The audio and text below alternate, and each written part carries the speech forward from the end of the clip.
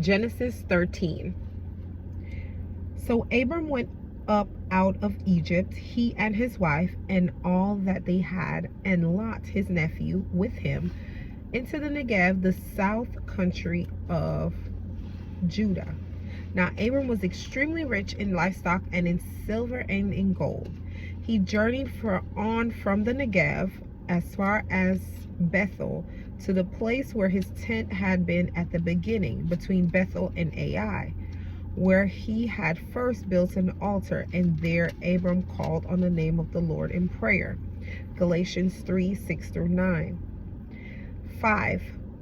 But Lot, who went with Abram, also had flocks and herds and tents.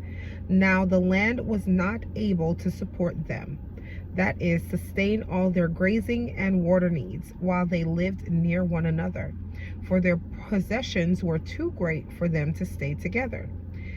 And there was strife and quarreling between the herdsmen of Abram's cattle and the herdsmen of Lot's cattle.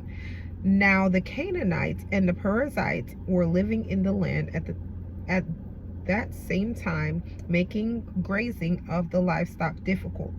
So Abram said to Lot, "Please let there be no strife and disagreement between you and me, nor between your herdsmen and my herdsmen, because we are relatives.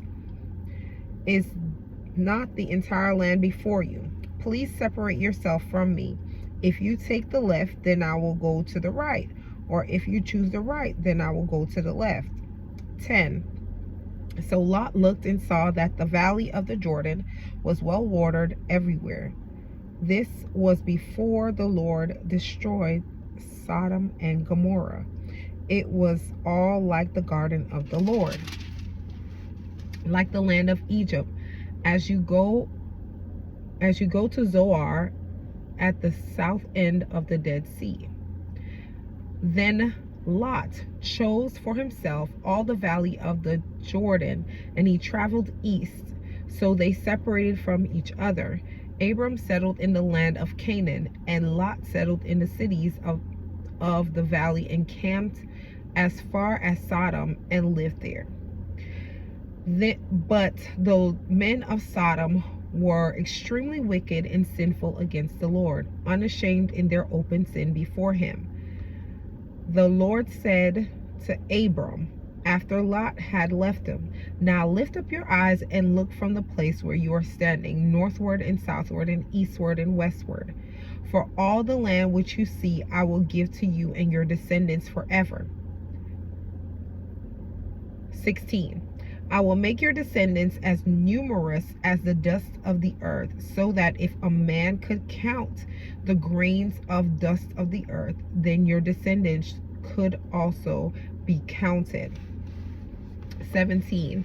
Arise, walk, make a thorough reconnaissance around in the land, through its length and its width, and for 17. Arise, walk, make a thorough reconnaissance around in the land, through its length and its width, for I will give it to you. Then Abram broke camp and moved his tent, and came and settled by the grove of the great Terebinth's oak tree of Mamre, the Amorites, which are in Hebron, and there he built an altar to honor the Lord.